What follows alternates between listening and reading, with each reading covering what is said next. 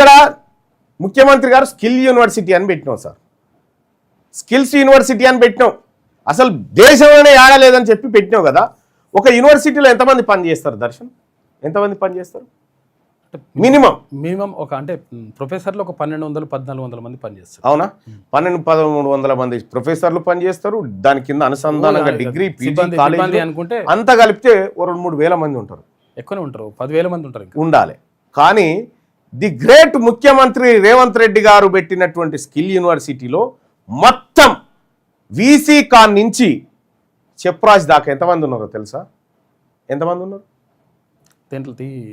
Skills యూనివర్సిటీలో అంటే అసలు రెగ్యులర్ వాళ్ళు చాలా లేరంటే ఇప్పుడు ఆరుగురే అంతే. ఆరుగురే మొత్తం యూనివర్సిటీ మొత్తం ఆరుగురే regular. Young India school university skills యూనివర్సిటీకి సంబంధించినటువంటిది ఇది. ఇప్పుడు కాలేజీలో ఉన్నంత కూడా లేనట్టుగా ఆరుగురే. అందులో ట్రైనర్స్ ఎంతమంది ఉన్నారు? మళ్ళా ట్రైనింగ్ చేయించేటోళ్ళు ఇద్దరు. మొత్తం 1000 మందికి మేము శిక్షణ ఇచ్చినామని చెప్పారు. 1000 మందికి శిక్షణ ఇచ్చినామని చెప్తే 1000 మందిలో ఎందరికి ఉద్యోగాలు వచ్చినాయి? ఎంతమందికి వచ్చినాయి అనుకుంటున్నావు చెప్పు? 1000 మంది ఒక 500 మంది కన్నా రావాలి, 300 మంది ఒక్కనికి వచ్చింది 1000 మందిలో. ఇది నాది కాదు డేటా, సర్కార్ డేటానే. వార్షిక కోర్సు ఫీజులు ఇగో ఈ విధంగా వసూలు చేస్తూ ఉన్నారు. మీకు ఇంకా గమ్మత్ విషయం ఇక చూడరు, ఇప్పుడు చూపిస్తా. నాకు ఇది నేను వెరిఫై చేయకపోతుంటే మెయిల్ రాకపోతే, నాకు ఒక మెయిల్ వచ్చిన తర్వాత దీని మీద పడ్డా.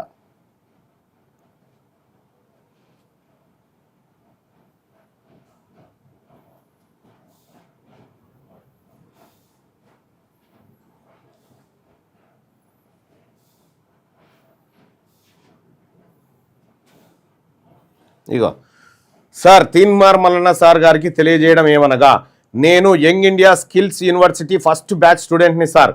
Shivshankar, student at young India skills university.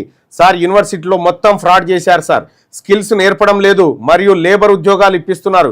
మంచి ఉద్యోగం వస్తుందని స్కిల్ యూనివర్సిటీకి వస్తే మళ్ళీ నిరుద్యోగులుగానే తిరిగి ఇంటికి వచ్చాం సార్. ముఖ్యంగా సబ్జెక్టు చెప్పలేదు.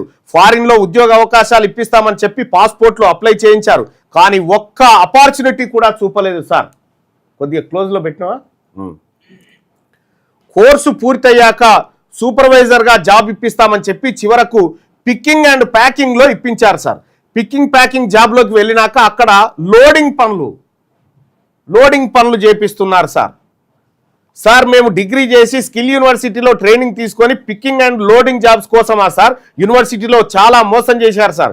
స్కిల్ యూనివర్సిటీకి వచ్చినందుకు 12,000 కోర్సు ఫీజు, 40,000 హాస్టల్ ఫీజు వృధా అయినాయి సార్. మా కోర్సు తీసుకున్న చాలా మంది పికింగ్ ప్యాకింగ్ జాబ్కి వెళ్ళలేదు సార్. దయచేసి మంచి ఉద్యోగం చూపించండి సార్, నాకు మిమ్మల్ని కలిసే అవకాశం కల్పించండి సార్, ఇంకా క్లియర్గా చెప్తానని చెప్పి నాకు మెయిల్ చేసిండు ఒక ఆయన మెయిల్ చేస్తే దీన్ని ఇండెప్త్కి పోతే ఏమీ లేదు. ఇంకా బ్రహ్మాండమైన విషయం చెప్పన్నా, భూమి బద్దలైపోయే విషయం. మొత్తం తెలంగాణ రాష్ట్రంలో లేదంటే మొత్తం భారతదేశంలో ఉన్నటువంటి ప్రభుత్వ యూనివర్సిటీల్లో పిహెచ్డి లేని ఏకైక VC skills university VC. PhD లేదా? పిహెచ్డి లేకపోతే ప్రొఫెసరే కాలేడు, అత్యంత ఉన్నత విద్యావంతుడు వీసీ అయిండు. ఇంకా ఆయన వీసీ అయ్యి ఇంకా అందులో ఉద్యోగుల ఇన్ఛార్జ్ వీసీలని అప్పుడు ఐఏఎస్ పెడుతుండే, కానీ ఇప్పుడు అది కాకుండా రెగ్యులర్ వీసీ కదా ఇప్పుడు.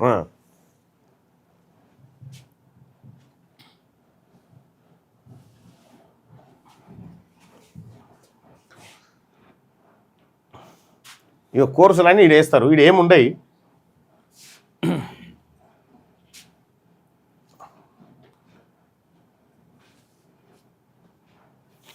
కేపీ వాళ్ళు వేరే, మళ్ళీ వాళ్ళు అనుకునేవు.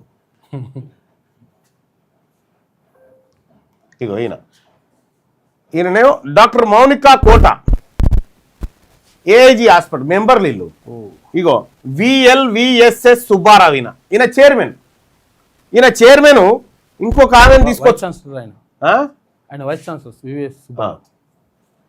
ఇగో ఈ హైమా అనే ట్యాబ్ ఉందా, అలా మరదలో ఏమో అవుతుంది, ఆమెను తెచ్చిపెట్టుకున్నాడు. విషయం ఏంటంటే ఇలా చదువులు రావు. ఫస్ట్ యూనివర్సిటీలో అసలు కోట్లాది రూపాయల డబ్బు దుర్వినియోగం అవుతుంది. 2-3 సార్లు ప్రెస్ మీట్ పెట్టి లక్షల రూపాయలు ప్రెస్ మీట్ ఖర్చు అయినాయని చూపించారు. అనేక లెక్కలు ఉన్నాయి దాన్ని తీస్తూ ఉంటే. ఇగో ఇదే యూనివర్సిటీ స్టాఫ్ అంతా. ఇక చూడ్రి 1 2 3 4 5 6 7 8 9 ఇక 10. ఇందులో వీసీ వీళ్ళు ముగ్గురు అయితే పనిచేసేటోళ్ళు కాదు. వీళ్ళు సిబ్బంది. రన్నింగ్ పోర్ట్లో సెకండ్ వచ్చినారంట. రన్నింగ్ పోటీలో సెకండ్లు వచ్చినారంట. ఇంకా ఏం పాల్గొన్నారా అంటే ఇద్దరు పాల్గొన్నారు. రన్నింగ్ పోటీలా ఇద్దరు రన్నింగ్ చేస్తా ఉన్నారట. రన్నింగ్ చేస్తా ఉంటే ఇవాళ నేను సెకండ్ వచ్చిన మమ్మీ అని వచ్చిందట. అవునా బిడ్డ రన్నింగ్లో సెకండ్ వచ్చినావా గ్రేట్ రా అని చెప్పాను. ఎంతమంది పరిగెత్తిరు బిడ్డ అంటే ఇద్దరం పరిగెత్తినామని. అట్లా ఉంది కథ. తెలంగాణ రాష్ట్రంలో రేవంత్ రెడ్డి ప్రభుత్వం చెప్తున్నటువంటి అన్ని ఫేక్ మాటలు, దొంగ మాటలు, ఇది నేను కాదు లెక్కలు చెప్తున్నాయి. ఇవి నేను కాదు, సర్కారీ డాటా బయట పెడతా ఉంది. ఇలా జ్యోతిరావు పూలే, మహాత్మా సావిత్రిబాయి పూలే వారి పుణ్య దంపతులకు సంబంధించినటువంటి ఆశయాలను ఎక్కువ శాతం బొందబెట్టింది రేవంత్ రెడ్డి. వారి ఆశయాలను కదా ముందుకు తీసుకుపోవాల్సింది. విగ్రహాలు పెట్టి దండేస్తే వీరుడు సూర్యుడు ఎట్లా అయిపోతాడు? కనీసం వాళ్ళ చరిత్ర కూడా చెప్తలేదు. ఏమైనా చరిత్ర తెలుసా? ఇదే సావిత్రిబాయి పూలే పుణ్య దంపతుల మీద నేను రీసెర్చ్ చేసుకుంటూ కొండలవాడి నుంచి పూణేకు పోయి అక్కడి నుంచి ఇంకో దేశం పోయి మొత్తం వాళ్ళ చరిత్ర అంతా తెలుసుకోవడానికి ఆ వీడియో కూడా మీకు యూట్యూబ్లో ఉంటుంది, మీరు ఎప్పుడైనా చూడండి. నేను పూణేకు పోయింది, పూలేవాడకు పోయింది, అక్కడ దానికి సంబంధించినటువంటి చరిత్రను, అంటే ఏం జరిగింది బీసీలకు అనేటువంటి అంశాన్ని కొన్ని సంవత్సరాల నుంచి రీసెర్చ్ చేసేటువంటి కార్యక్రమంలో భాగంగా పోవడం జరిగింది. ఇవాళ తెలంగాణ రాష్ట్ర ప్రభుత్వం కేవలం జ్యోతిరావు పూలే పుణ్య దంపతుల విగ్రహాలు పెట్టి క్రెడిట్ రేవంత్ రెడ్డి కొట్టేసి వాళ్ళ ఆశయాలను విద్యా వ్యవస్థలో తుంగలో దొక్కినటువంటి ఈ తెలంగాణలో కాంగ్రెస్ పార్టీ ప్రభుత్వం, అంతకుముందు ఆయన కూడా ఏం గొప్ప ఆయన కాదు, ఆయన దుకాణం ఇంతకంటే దరిద్రం, ఆయన లెక్కలు కూడా ఉన్నాయి. ఈయన కలిపి చేస్తేనే తెలంగాణకు ఈ రీతికి వచ్చింది. వీళ్ళు కేవలం కమిషన్లు దండుకోవడం, కాంట్రాక్టర్లలో కొల్లగొట్టడం అనేటువంటి అంశం తప్ప వీళ్లకు పేద ప్రజల పట్ల ఏమాత్రం చిత్తశుద్ధి లేదు. స్వాతంత్ర భారతదేశం 80 కోట్ల మంది రేషన్ బియ్యం తింటారా? కంట్రోల్ బియ్యం మీద బతారా? ఎక్కడ పోతుంది దేశం? తెలంగాణ రాష్ట్రంలో 1,08,00,000 కుటుంబాలకు రేషన్ కార్డుల, వైట్ రేషన్ కార్డులు గొప్ప చెప్తారు. ఇంకా అది 3 కోట్ల మంది కంట్రోల్ బియ్యం ఇస్తున్నామని చెప్తారు. దేశం ముందుకు పోతున్నట్టుగా 3 కోట్ల మందికి సరైన ఎడ్యుకేషన్, సరైన హెల్త్ ఇస్తున్నామని చెప్పేటువంటి గవర్నమెంట్ కావాలి కదా.